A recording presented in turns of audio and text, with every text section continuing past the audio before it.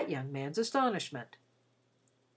If he had not been a very young lawyer, with a very enterprising mind and a great deal of spare time on his hands, he might not have been so readily interested in what they had to say, for it all certainly sounded very wild and queer.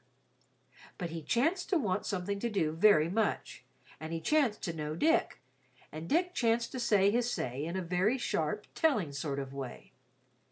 "And," said Mr. Hobbs, "say what your time's worth a hour, and look into this thing thorough, and I'll pay the damage. Silas Hobbs, corner of Blank Street, vegetables and fancy groceries."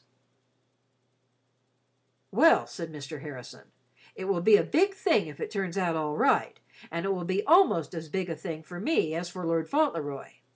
And at any rate, no harm can be done by investigating. It appears there has been some dubiousness about the child. The woman contradicted herself in some of her statements about his age, and aroused suspicion. The first persons to be written to are Dick's brother and the Earl of Dorincourt's family lawyer.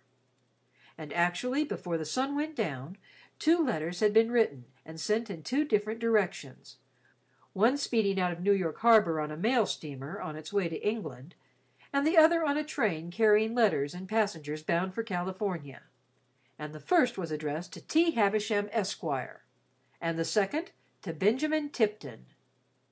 And after the store was closed that evening, Mr. Hobbs and Dick sat in the back room and talked together until midnight. Chapter 14